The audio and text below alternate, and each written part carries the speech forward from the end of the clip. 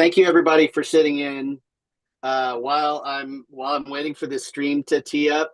If you have access to the chat, you'll just drop in where you're joining us from. I think that's always interesting. We see people from across the country and around the world sometimes, and super excited to learn a little bit more about you along the way. Okay, it is top of the hour. For those of you who I have not had a chance to get to know yet, I'm Kevin. I'm the head of community at Sequence. And part of my weird job is that every now and again I get to corner thought leaders and talk to them about their areas of expertise. And so a while back, I reached out to our guest today, who's Ken Wentworth, who you may also know as Mr. Biz Solutions. We're going to get into that whole thing, how that handle came to be, which I've heard you talk about before. And then I just have a lot of conversations or a lot of questions that I would love to learn a little bit more about. We are joined, my guess is primarily today by small business entrepreneurs, some solopreneurs as well, and folks who are really trying to, especially in, I feel like this is going to be like talking about the pandemic was 5 years ago. It's like a turbulent times. Like there's just a lot going on in the world and a lot to navigate and a lot that directly impacts small business owners. So, Ken, before I ask you to share a little bit about yourself, I'll just hit the highlights of what I know about you, which is that you're the author of 3 books: How to Be a Cash Flow Pro, Pathway to Profits, and Don't Fake the Funk. If I'm leaving any out, let me know, but those are the ones that I have come across. That you hold some world records or have held some world records. I don't know what that's about, but I'm curious. That you host the award-winning Mr. Biz Radio, which airs more than 20 hours a week across multiple networks, including your own Mr. Biz networks. You've been featured in Forbes, Yahoo Finance, Fast Company, by American Express, and in 2023, Entrepreneur Magazine dubbed you one of the top 10 entrepreneurs to follow. So that's super exciting. You are a fractional, offer some support to fractional CFOs, do some strategic planning and business consulting. You wear a lot of hats. So thank you, first of all, for sitting down with us today. Yeah, Kevin, I appreciate it. Yeah. And thanks for the kind words. I've been looking forward to this conversation since you guys, originally reached out a while back and we got this all set up. And I'm extra jazzed, Kevin. I got to tell you, I might be a little, little extra fast today because I'm actually heading on vacation tomorrow morning. Oh, it's the first incentive. vacation it's the first vacation I've taken in 5 years. I've been on some business trips. Yeah. But this trip is going to be poolside, beach, all that good stuff. So I'm jazzed. Okay. Well, we will give you incentive to keep the time so you can get your toes in the sand. But that's not till tomorrow morning. We're all good. We're all good. Amazing. Well, listen, it's I think it's really easy to bury the lead with these things, and I think there's going to be plenty for us to chew on when we talk about the weird world economy, things that are shifting for small businesses, and we'll get there. But I want to start with something that you've talked about that you call the silent business killer. Can you break down for us what that is and its impact? Yeah, it's something, and I just so as I worked in my corporate career and then left and became an entrepreneur to be a fractional CFO, business strategist, everything like I am now, I was finding the first, handful of businesses that I worked with had this. And then as I work with more, they also had it. And then they also had it. And essentially what the silent business killer is it's a product or service that you offer that is at best break even, but more than likely you're actually losing money. And I call it the silent business killer because a lot of you out there right now are probably saying, well, Ken, why would I offer a product that I'm losing money on? Well, you wouldn't on purpose, right? But a lot of times what happens is, as a business owner, if you don't have a lot of the financial savvy that maybe you need, is you end up kind of doing your pricing on the back of an envelope. I'm exaggerating and being a little dramatic, but without a lot of rigor around it, and or your supplier costs, et cetera, especially as you mentioned, Kevin, during the pandemic, obviously supply chain issues, all that. And even now with tariffs and all that kind of stuff, is you don't update your pricing. So the silent business killer again is, in the very first client I worked with that had this, they had, and it was an interesting setup. So they produced things for home remodeling businesses and home builders, new home builders. And I started working with them, and they had a relationship with by far the giant in new home builds. I'm in the Columbus, Ohio area, in the Central Ohio area, and actually even beyond that. So they had this relationship with them, which you would think, oh my gosh, that's a cash cow. Sounds fantastic, right? Well, I started to see, and this is an example of how it became the silent business killer. That particular customer of theirs, of ours, was asking for a lot of, we had to go back out and do fixes. So I looked at our QA. Are we sending stuff out that's not high quality? Are our installers not doing a good job? Is it just one particular project manager for that customer? And there was no common thread. It was just, they're just kind of a pain in the neck customer. Well, as you can imagine, in a business like that, every time you have to send out a crew to fix stuff, that's time on the clock that is non-revenue producing, right? So you're paying your folks to go out and fix these problems. They're not able to do revenue producing, deliver new goods and things like that. And so it's very, very pricey. So I started to factor in how many of those visits had taken place with that particular customer and factor in the hourly rate and the truck rate and all that kind of stuff. It's like, holy crap, we're actually losing money every time we work with them, every product we have. Now, I should mention, we only did one particular product for this vendor, or a customer, I should say. So I went to the owner and I said, look, this is going to sound crazy, but we either need to increase our pricing to them, or we need to get a deeper relationship with them, or we need to cut them out as a customer. And he said, wait a minute, Ken, I thought you knew what the heck you're talking about. That makes absolutely no sense. So I had to kind of whiteboard it out for him and explain to him. And he said, oh my gosh. So we got a meeting with the COO of that particular company.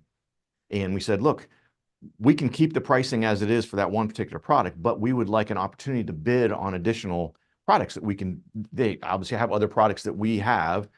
We would like the opportunity to bid on those. And our idea was we could make up profit margin on some of those other products. And the blended rate would be fine. They didn't want that. They said no. And this was a sort of, they're part of the good old boy network, I guess I'll call it informally. And so they had a lot of relationships that they had had for a long time. They didn't want to upset the apple cart with any of those.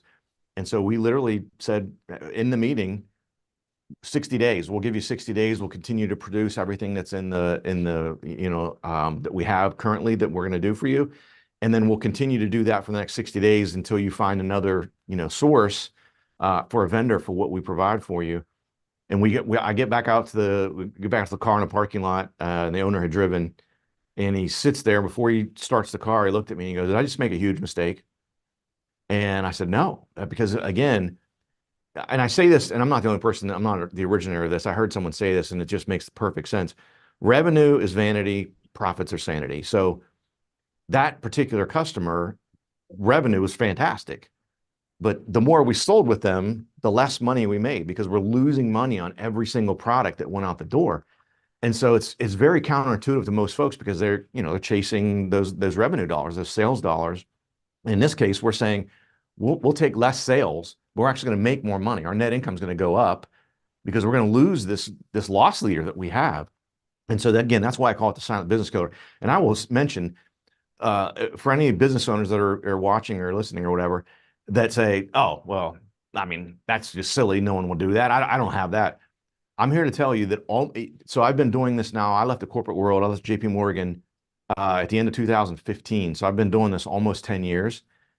I think there's been maybe 3 companies that I've worked with that didn't have at least one product that fell into this.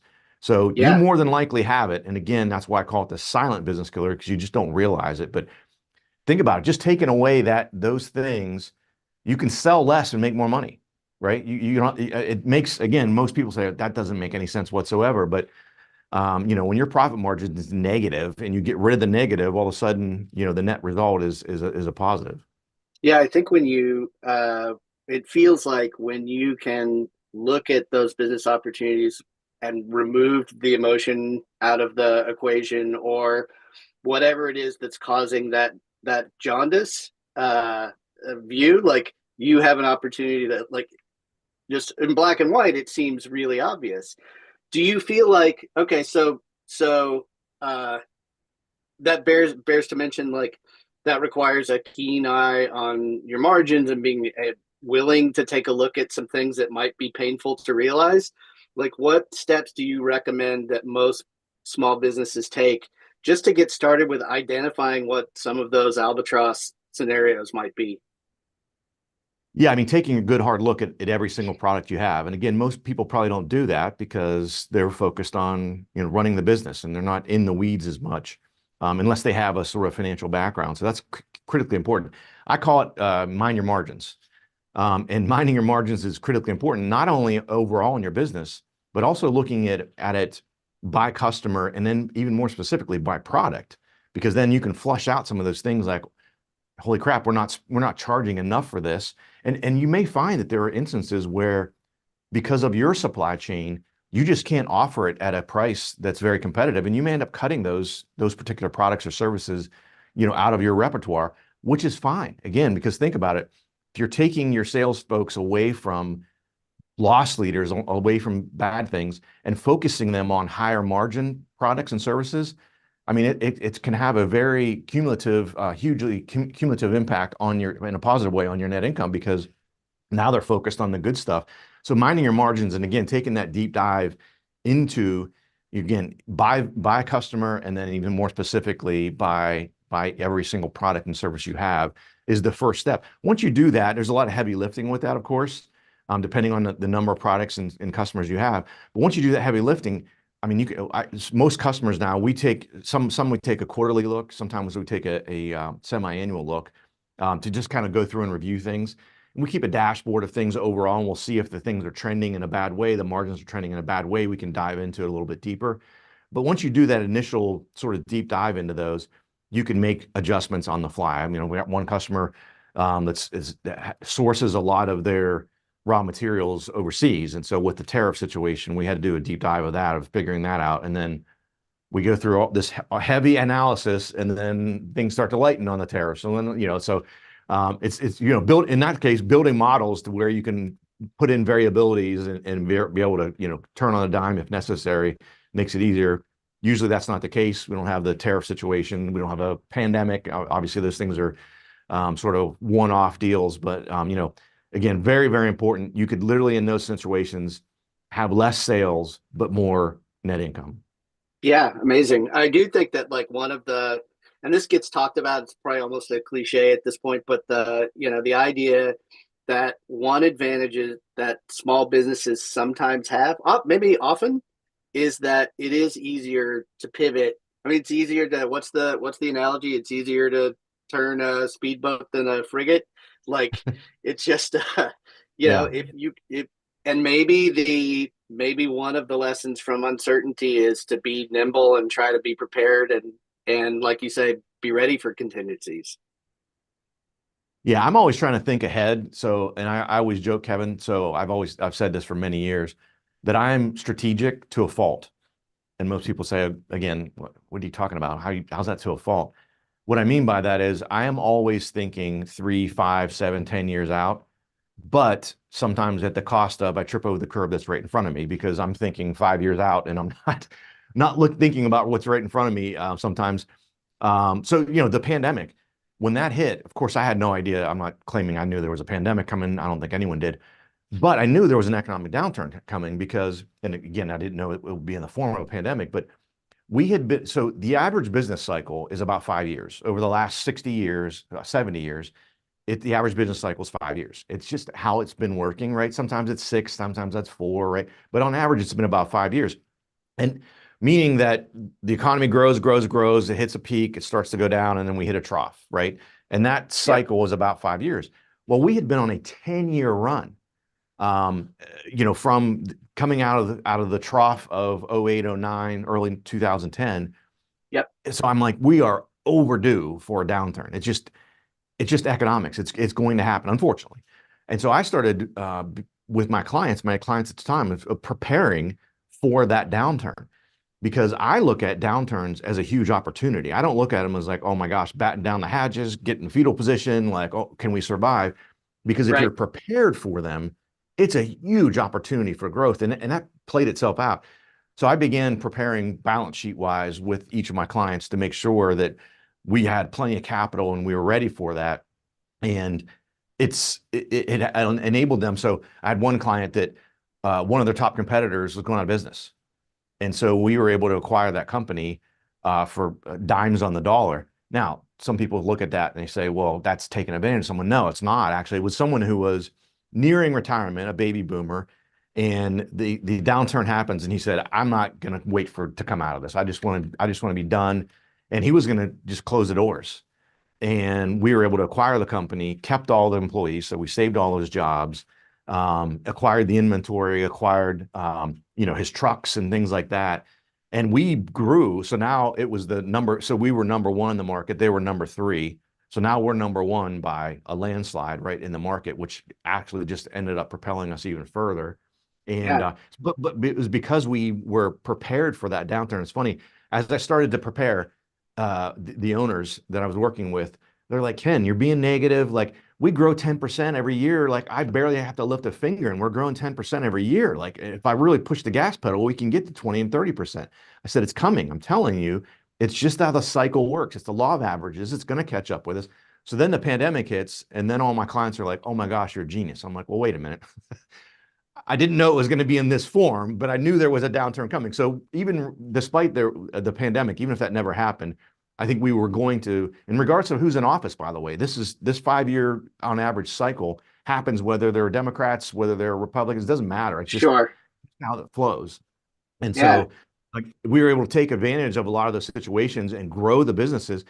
One of my clients had their best year ever in 2020, and they're a customer facing business. So they were on the sidelines for almost 8 weeks. So missed 2 months out of the year, 60 days out of the year, essentially, and still had their best year ever during in 2020. Do you learn a lot about buyer behavior during those sort of extreme peaks and valleys? And it's super fascinating. I want to make sure that that I give you time to cover some of the other things that you've gone on the record about that I think are super interesting. One of them are the three pillars of financial success. This related, but yeah, can we break that down a little bit? Yeah. So again, it's just from my experience with working with folks and my corporate experience, and then bringing that into the small and medium sized business world. Is I really found that, and this is what I do when I start working with a new client. These are the first three things we do. This creates the foundation for foundation for everything else. And those three pillars are, and if you get these right, you can build on it. And I know a lot of people use the analogy, but it's like, the three little pigs, and you're building your house with a straw, and you try to put a second floor on it and it collapses. This is building your house with bricks, right? The foundation with bricks. So you can continue to grow and expand, because if you don't get these three things right, you may be fine up to a certain point, up to a certain growth point. But at some point, the house is going to start to collapse. So those three pillars are, first is cash flow, right? So you got to get your cash flow right. Without cash, you don't have a business. And I know a lot of people focus on that, especially during the pandemic and even now with some of the economic downturn and challenges we've had. But there's almost always ways you can improve your cash flow. And so that's critically important. So even businesses that have been in business for, I've worked with companies that have been in business for 30 plus years.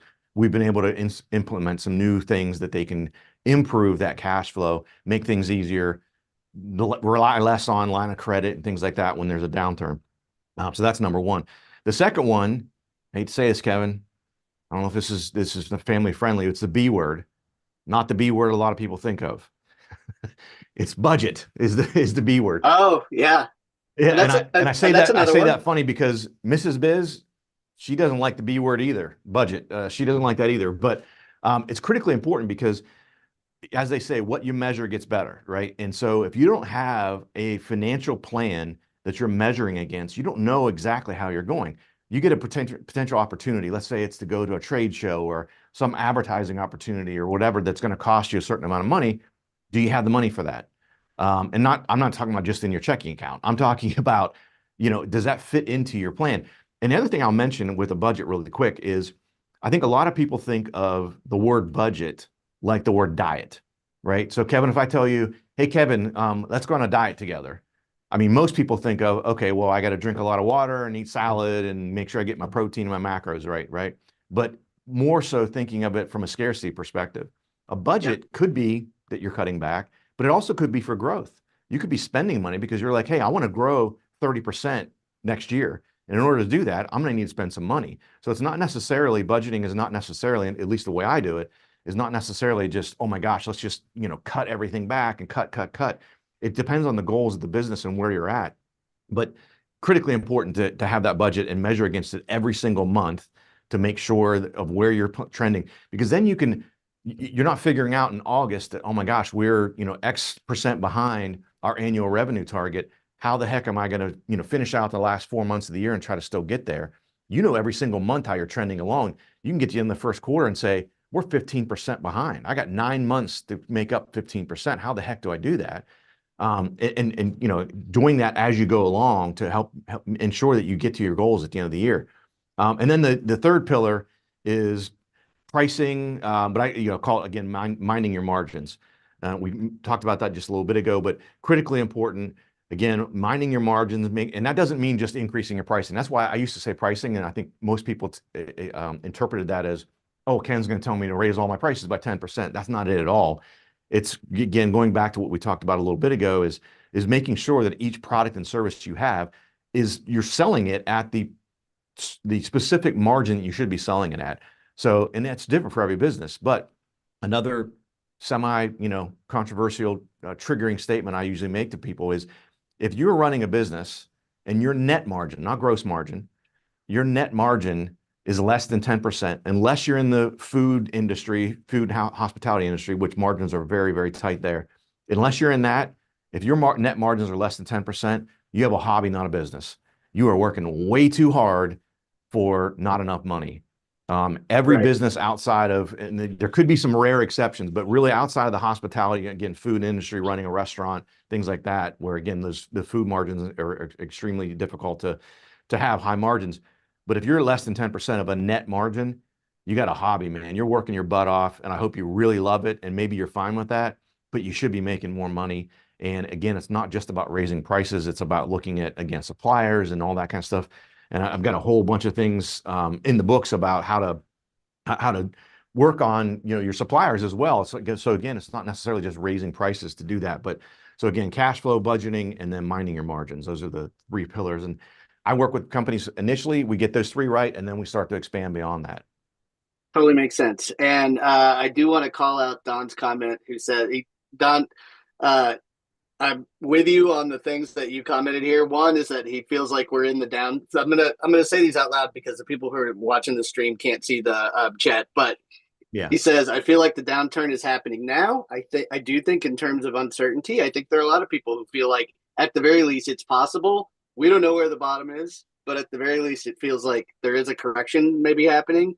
And then Don also mentioned that cash flow is where he and his business struggle, and I think that's pretty common as well. Like, in just one quick follow up specific to cash flow challenges. Like, if you're trying to figure out, I mean, aside from the great point about hobby versus business and what your margins look like, but if you're trying to figure out, just generally speaking, like, where do I even get started?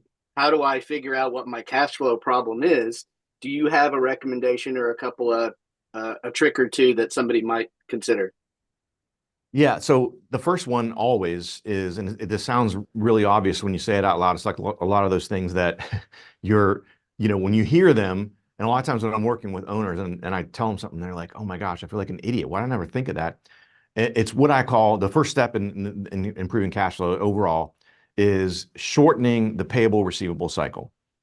Meaning that a more extreme example to illustrate it better is, let's say you produce widgets.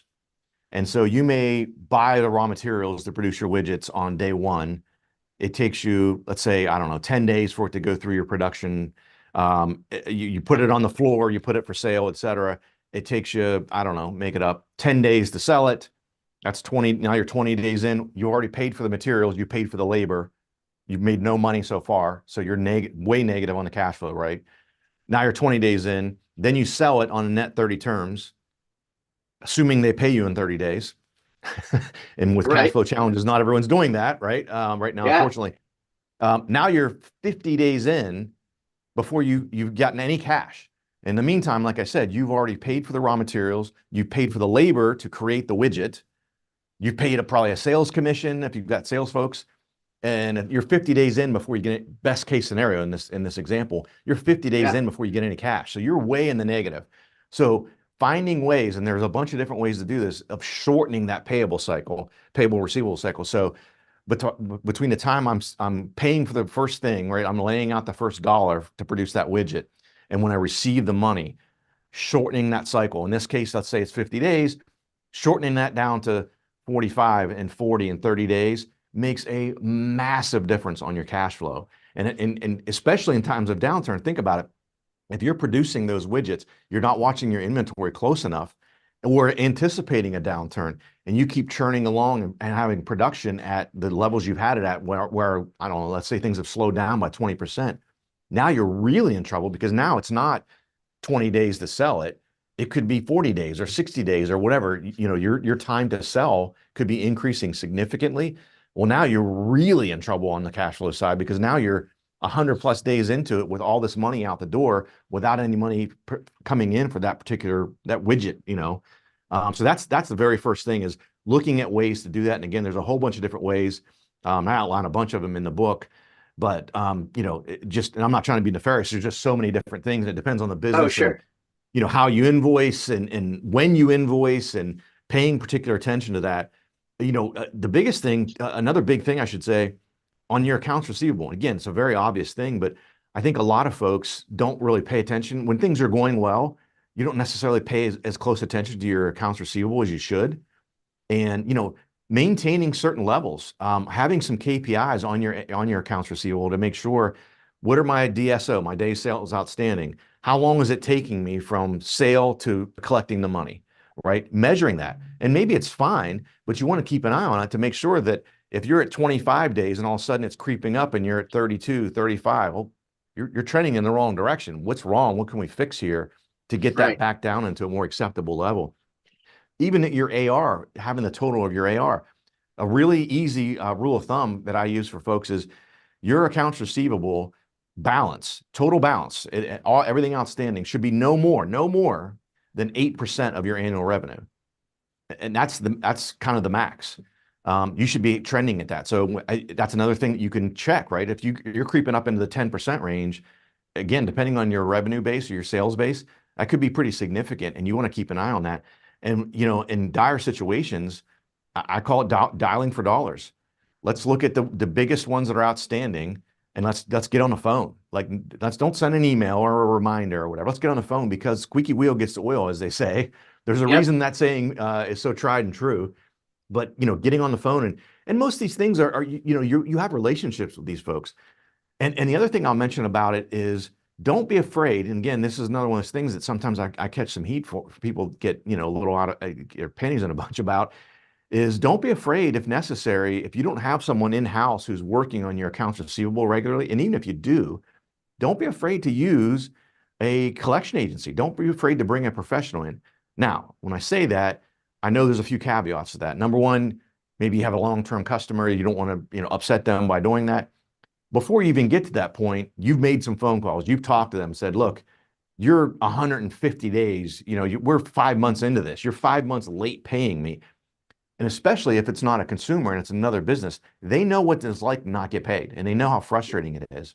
And so Yeah. it's not anything crazy. And by the way, if you get to the point where you're going to turn it over to collection, make sure you have a good one, a reputable one that's been in business for a long time, that has solid ratings, Better Business Bureau rated, all that stuff. So you make sure that they're going to handle your accounts like they would handle their own. They're not going to call people up and go all, you know, Vinny brass knuckles on them. They're going to treat it in a very professional way. And we use that, and that's our last resort, because it costs you, right? But at some point you got to say, look, I'd rather get some money than no money. And Sure. so often it's the first contact that collection agency makes, and all of a sudden there's a payment. And it's like, we've contacted them 12 times over the last 4 months, and they at first were responding, and then they ghosted us. Collection agency reaches out one time and we get a payment. It's like, oh, that's magic, isn't it? Um, But it's very important. And by the way, well, I think as I mentioned is if you have you want to make sure you're not upsetting the apple cart with existing customers. Is one of those last conversations you have with them is, look, this is kind of frustrating. We have a policy, and I usually tell my customers, my clients, blame it on me. Hey, I got the CFO, and he's got a policy that says at X number of days outstanding, your account automatically goes to a collection agency. And so they blame it on me, right? But they know it. So if you get to that point, you do turn it out over to a collection agency and they get an initial letter or a phone call or whatever it might be, a contact, they're not surprised. They go, oh crap, he actually did it. Okay, let me figure this out. But that squeaky wheel gets the oil is so important. And I know I'm long-winded here, but this is another important thing, especially right now. Like I can't remember if it was Don or who mentioned about we're in this downturn, and so a lot of businesses are struggling with cash flow. Imagine a business gets to the end of the month, they're paying their bills, and they've got, I mean, I'll make up the example, they've got $3,000 in their bank account, and they've total up their invoices, and they have $5,000 of invoices. And some of you may be in that boat. What do? You look through those invoices and say, you got to figure out who's not getting paid. I got 3 grand. Here's who I'm going to pay, and here's who I'm not. How do you make that determination? I can almost rest assured to tell you it's the people that are going to be hounding you and calling you and reaching out and creating awkward situations, right? Hey, you Yeah, haven't paid us. You're going to pay them first, right? sure. They're going to the ones that you go, oh, Bob is never going to call. He's fine, whatever. You're going to push them off. So that's squeaky oil. And I don't mean being a huge pain in the neck. It could be email reminders. It could be you have a standard process in your AR process that at X number of days outstanding, someone on your team is going to make a phone call. But that squeaky wheel gets oil is critically important, especially when there's a downturn, especially when businesses are feeling sort of the pinch of the economy. Yeah, totally makes sense. And I do think that you touch on a lot there, but like not the least of which is it feels like there is some calculated like blending of like what's the pain to your business over time, and then also like what's the vibe of where you are in your relationship with that particular client. So there is like a rhythm to the way that it goes. And I mean, I have also like the float on these for small businesses is not an insignificant thing. Like I have had some friends in CPG and who sold goods to big box stores, and they were all net 90. And it's like, and if you're talking about placement in 180 stores at net 90, like that's a lot to float if you're not ready for it. So you like those relationships become really important.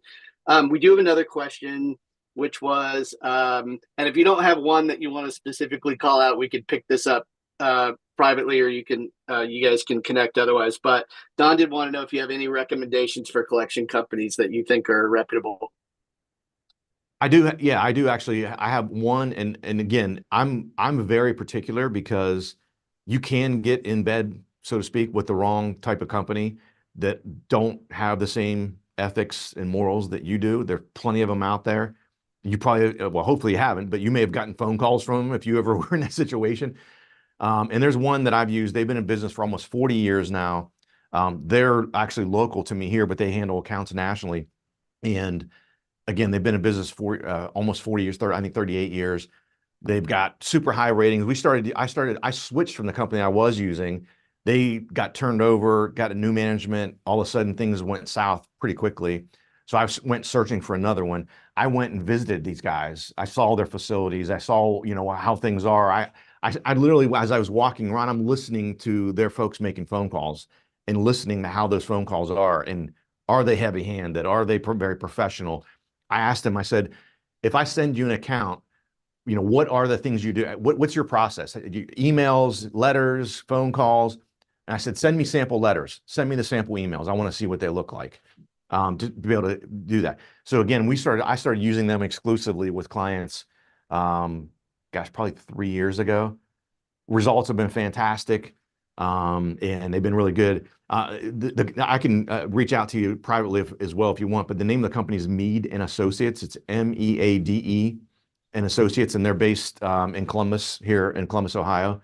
And I know, again, a lot of the folks down there because I've been working with them so closely the last several years. Highly recommend them. they're the only company I recommend for that because they're, again, I don't have a bunch because I don't want to have a bunch. I want to know one that's rock solid, good performance, treats people well. You're getting a lot of nods over here. So, okay, great. Super helpful. And when just to Don and everybody else, like before we button things up at the end of this discussion, that I will ask Ken about his the best way to get in touch with him. You can Yeah. hold on to that information for a moment. I do want to ask you what it means to fake the funk. Yeah, it's so faking the funk. There's all I guess a lot of different meanings you could have. For me, it's not what probably a lot of people think is the fake it till you make it. It's not necessarily that. It's it's the fake motivation. It's the fake, you probably have people in your life that do this, unfortunately. I know I do, that are like, oh man, I get up at 5 every morning. And the reality is they got up 5 in the morning one time 3 weeks ago and they sleep in every other day and they're faking the funk. Like they're acting like they're doing the things and they're they're complaining about the results they're not getting from the work they're not doing. And so I've been saying don't fake the funk since my college days and about a variety of things like, hey, just stop faking the funk. Like, let's just be real here. What's going on?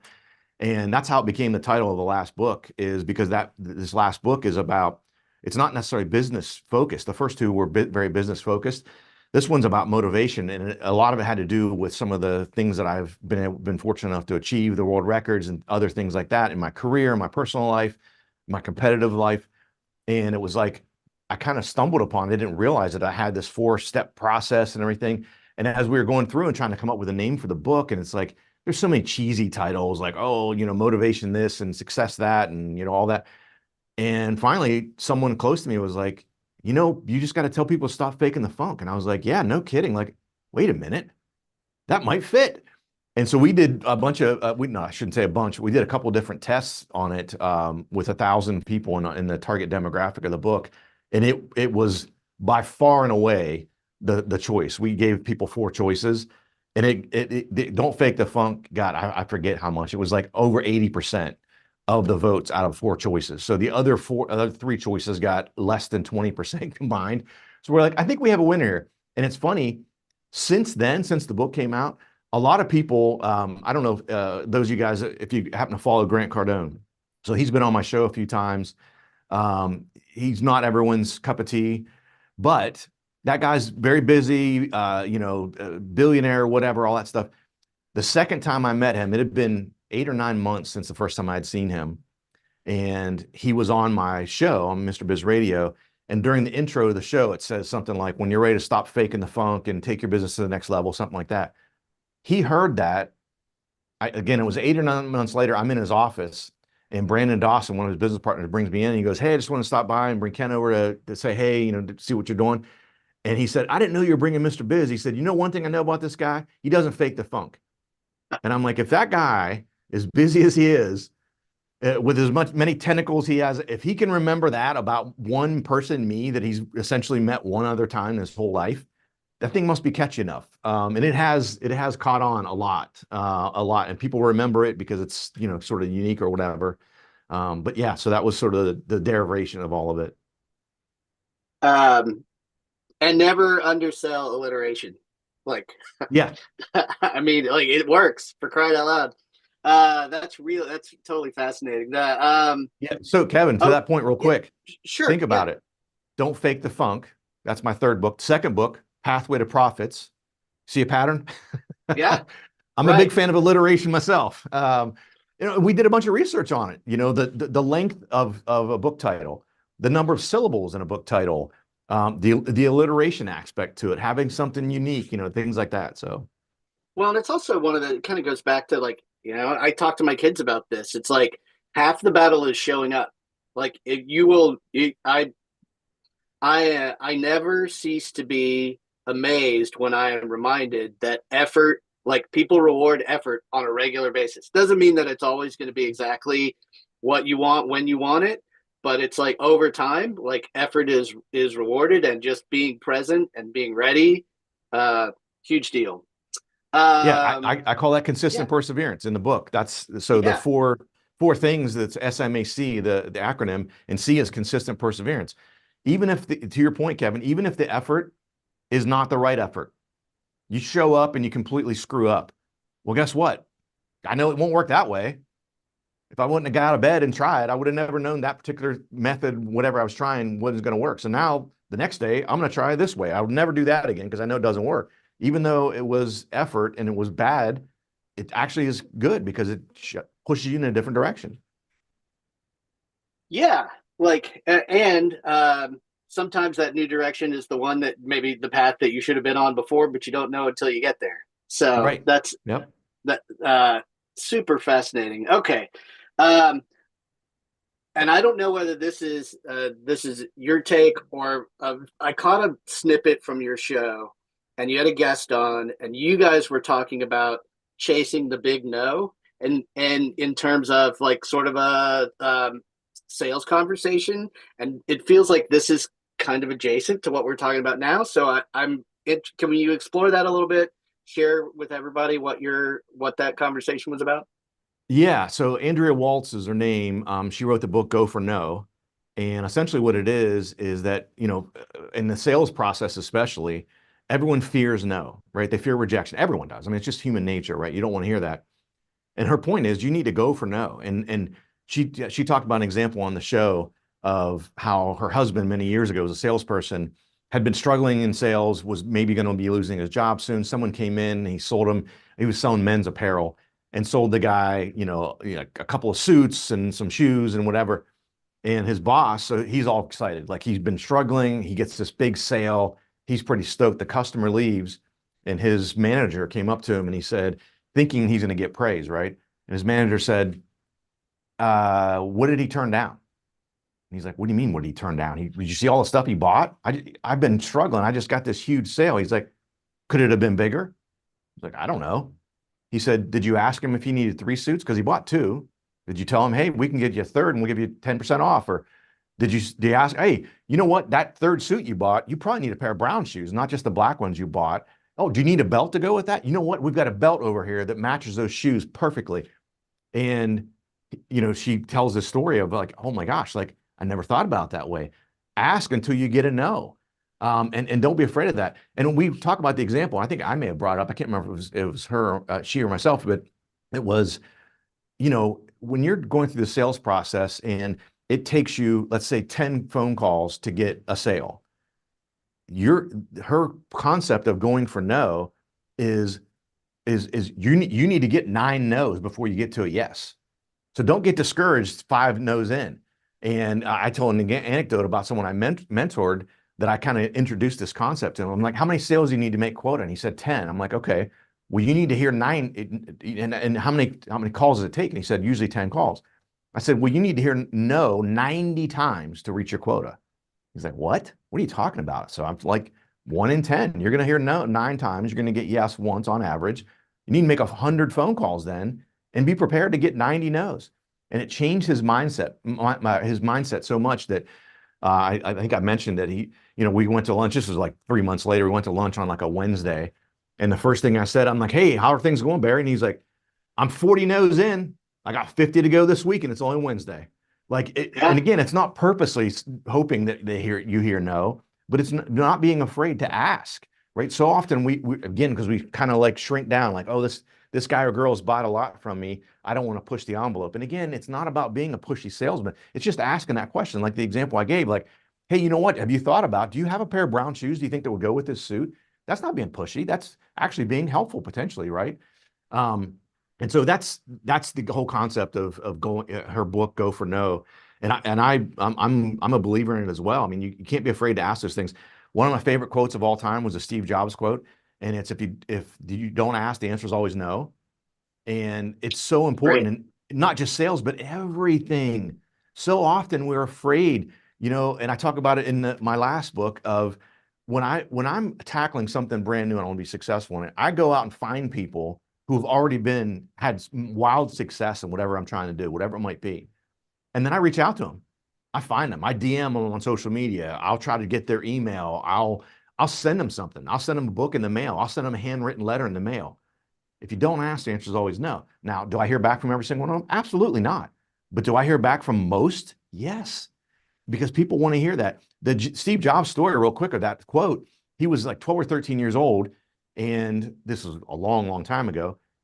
This was back in the yellow pages, white pages days. He was getting into computers and he reached out to, I forget the guy's first name, but the To the guy that head of ran Atari, right? Or was it Hewlett, HP? Yeah, that's right. Charlie Yeah, Hewitt or whatever from Hewlett Packard. yeah, His name and phone number was in the phone book. It had to be like, I don't know, early mid 70s, something like that. yeah. And as a 12 or 13-year-old kid, he called him and he answered the phone. Hewlett answered the phone and he said, "Hey, I'm 12 years old. My name's Steve Jobs. I'm really getting into computers. Do you have any spare parts I can play with?" And Hewlett was like, "Holy crap." He goes, "Did you say you were 12?"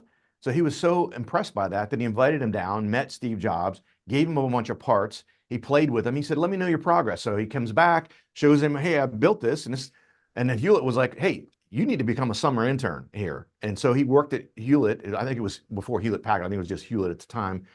Um, and that phone call that Steve Jobs made as a 12-year-old, think of the stones he had to have to do that, right? But he had that, if you don't ask the answer, if you call and Hewlett goes, you're 12 years old, get off my phone. Like, if he'd have never made that phone call, how would the computing space potentially have ever changed, right? He may have gotten discouraged. He may have said, I'm not into computers. Maybe Apple never happens. Maybe we don't have iPhones and all this, right? I mean, Yeah. the impact of that one phone call, because at 12 or 13 years old, he was not afraid to getting a no for an answer. What's the old Michael Jordan chestnut? You miss 100% of the shots you don't take. Yeah. So yeah, Yeah. that's I love that Steve Jobs story. Okay, so we're coming up on time, but I want to, and we've talked about and around this a little bit, but I think it's a fair place to end. What is the primary reason that entrepreneurs fail, and what can we do to sort of safeguard ourselves in that situation? So you guys may have heard this quote, but it's rings so true. 82% of businesses that fail. So you see the stats of a startup business and they last X% last a year, 5 years, 10 years, et cetera. Of all the businesses that have failed, 82% of the time, it is due to a cash flow issue. Sounds really obvious because cash flow comes in a lot of different ways. So I look at it the other way, Kevin, is I look at it as if you could take care of cash flow, you only have to worry about 18% of other problems, right? You've conquered 82% of the challenge. And so those other problems can be big too, right? Making sure you have the right demand and all that kind of stuff, but having that cash flow. And that's why cash flow is one of my 3 pillars of financial success, because that is so critically important. Again, it's if you don't have cash in a business, sounds very obvious, but I think a lot of times the cash flow thing aspect is something we talked about a little bit before, is sometimes it's not as obvious as you think. It is minding your margins, right? So you're increasing sales and your sales are increasing 20% month over month. You're like, cash flow, I got cash coming in out the wazoo. But then all of a sudden you have a cash flow problem, even though your sales are continuing to grow. Like, how the heck is that? I got money coming in the front door like crazy, but it's going out the back door almost as fast. Unfortunately, if you're not taking care of a lot of those different aspects of your cash flow, if you're not watching your accounts receivable, if you're not shortening that payable receivable cycle, those things you could have. How many times you've seen a business, maybe even a brick and mortar, it's a new restaurant, it's a pizza shop that's local to you, and the first 3-4 months there's a line out the door, it's around the corner, you're like, oh my gosh, and then 6 months later you're driving by like, let's go get pizza at Kevin's Pizza Shop, and you go and there's a for lease sign in the window, and you're like, how could that happen? They get a line around the door. Like, how could you screw that up? And it's cash, right? It's cash flow, and not minding all those different aspects of it is so critically important. That is, again, 82% of the failures. So if you get that part right, you literally only have to worry about 18% of your other problems. And so that's how I kind of look at it on a converse basis of just really making sure. And that's why I wrote that first book, How to Be a Cash Flow Pro, because there are, I don't know, I want to say there's 50 plus tips on cash flow stuff in that book. And that's why it's so important, because again, if you don't have cash, you don't have a business. Yeah, absolutely. Well, listen, Ken, thank you so much for spending a little bit of time with us today. Can we let folks know where's the best place to find you and follow you? Obviously, your ongoing radio show, which I'm going to look forward to tuning into. But can you tell us where folks can wave if they want to touch base? Yeah, if you go out to mrbiz.com, you'll find I think pretty much everything is out on mrbiz.com. mrbizradio.com is where you can find the show if you're interested in that. And I would encourage you, I've got a YouTube channel as well, share a ton of free stuff all the time. I'd encourage you, and I'm not just saying this to, oh, give me some followers. It's not that. Go out and follow me and get as much free stuff as you can, right? And see if anything's helpful, and we can pick out some nuggets here and there, because we have a studio here and we try to do a lot of content, and we've been a little bit lax on that the last 60 days or so, but we're going to pick that back up here over the summer. So looking forward to that. And again, mrbiz.com or Mr. Biz Radio for the show, YouTube, and I'm on pretty much all the socials, so you can find me there. But yeah, come out and check out some free stuff and see if anything, you can pick up some nuggets here and there. Amazing. Last question: where can folks find your books? Find my Amazon's probably the easiest. I think they're on Walmart, Amazon, Barnes and Noble. I mean, there are a bunch of places, but Amazon's probably the best for that. Or Okay, actually, you can amazing. go to mrbizbooks.com, mrbizbooks.com. You can go there too. There you go. There's a link which essentially just takes you to the Amazon link anyway. But I think we didn't spend any time talking about your domain buying enterprise, but clearly that one's coming as well. Listen, yeah, I hope you get lots of time to chill at the beach, and I really, really do appreciate you spending some time with us today. Lots to learn here, and I look forward to following your future conversations. So thank you so much, Ken. yeah, Kevin, I appreciate you having me. I'm grateful for the opportunity to talk with everybody, and yeah, it's been a great time. Appreciate it. Amazing. Have a great week, everybody. Talk to you soon. Cheers. Bye. Thank you, Ken.